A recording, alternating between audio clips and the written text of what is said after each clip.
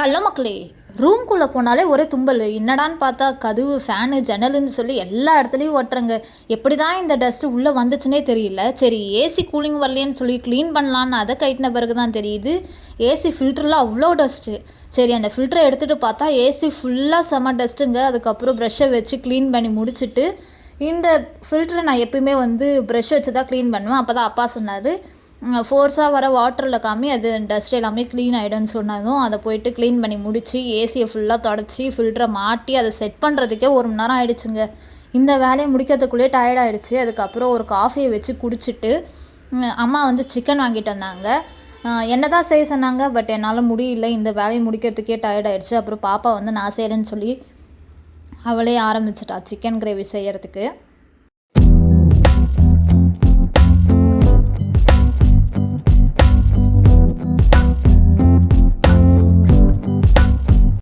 எங்கள் வீட்டில் எங்கள் அம்மாவும் சரி எங்கள் அப்பாவும் சரி ஃபுல்லாக வெஜிடேரியனுக்கு மாறிட்டாங்க.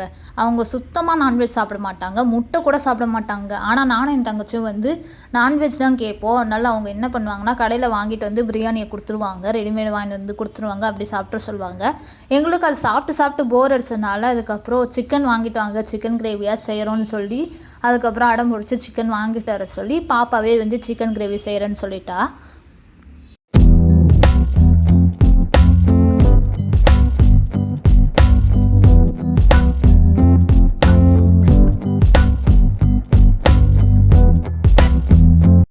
ஒரு 4-5 யூடியூப் சேனல் பார்த்து அவள் செஞ்சாங்க. அவள் என்ன செய்கிறானோ எனக்கு தெரியாது, ஏன்னா நான் பார்க்கல. அதுக்கப்புறம் இந்த வீடியோ பார்த்த பிறகு தான் எனக்கே தெரிஞ்சுது.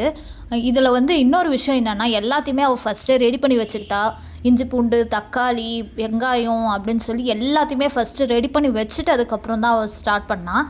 இது நமக்கு கொஞ்சம் ஈஸியாக இருக்கும். இல்லைன்னா நம்ம ஸ்டார்ட் பண்ணி அதுக்கப்புறம் அடுப்பில் வச்சுட்ட பிறகு ரெடி பண்ணுறது கொஞ்சம் கஷ்டமாக இருக்கும். இது கொஞ்சம் யூஸ்ஃபுல்லாக இருந்துச்சு. அதுக்கப்புறம் பார்த்திங்கன்னா அடுப்பை பற்ற வச்சு ஆனியனு, இஞ்சி பூண்டு பேஸ்ட்டு அதெல்லாம் போட்டு நல்லா ஃப்ரை பண்ணி முடிச்சுட்டு பாதி தக்காளியை அரைச்சி ஊற்றிக்கிட்டா, பாதி தக்காளி அப்படியே போட்டு ஃப்ரை பண்ண ஆரம்பிச்சிட்டா.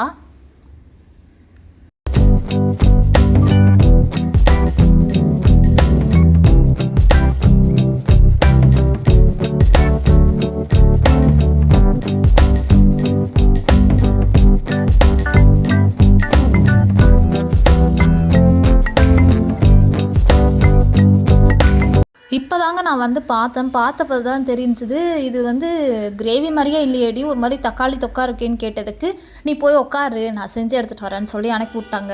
அதுக்கப்புறம் என்னென்ன மசாலா போட்டான்னு பார்த்தீங்கன்னா, கரம் மசாலா, ஜீரகத்தூள் போட்டால், அதுக்கப்புறம் இது எங்கள் அம்மா வீட்டிலே அரைப்பாங்க ஒரு பிரியாணி மசாலா, அந்த மசாலா, அதுக்கப்புறம் காரத்துக்கு காரத்தூளுங்க, இதெல்லாம் போட்டுட்டு அதுக்கப்புறம் மிக்ஸ் பண்ணி அதை நல்லா ஃப்ரை ஆகி வரணும், எண்ணெய் பிரிஞ்சு வரணுன்ற மாதிரி சொல்லிகிட்டு இருந்தா. எங்கள் 2 பேருக்கு தான் சிக்கனுன்றதுனால கம்மியாக தாங்க சிக்கன் வாங்கிட்டு வந்தோம். நாங்கள் ஒன்றும் அவ்வளோலாம் சாப்பிட மாட்டோம், நாங்கள் கம்மியாக தான் சாப்பிடுவோம். அதனால் ஒரு வேளைக்கு சிக்கன் மட்டும் வாங்கிட்டு அதை க்ளீன் பண்ணி வாஷ் பண்ணி மஞ்சத்தூள் போட்டு ஊற வச்சுட்டாங்க. அதுக்கப்புறம் அதையும் இதில் சேர்த்து தேவையான அளவு தண்ணி ஊற்றி நல்லா வேக விடுறோம் அப்படின்னு சொல்லி விட்டுட்டாங்க. எண்ணெய் பிரிஞ்சு வர வரைக்கும் நல்லா வேகணும்னு சொல்லி மூடி வச்சுட்டாங்க. அப்புறம் பார்த்திங்கன்னா கொஞ்சம் பெப்பர் சேர்த்து அதையும் வேக வச்சுட்டா. அது காரத்துக்காக பெப்பர் போட்டாங்க. இதில் சில ஐட்டம்ஸ்லாம் நான் மிஸ் பண்ணியிருப்பேன், நீங்கள் வீடியோ பார்த்து தெரிஞ்சுக்கோங்க. ஏன்னா எனக்கு என்னென்ன இன்க்ரீடியன்ட்ஸுன்னு தெளிவாக தெரியல.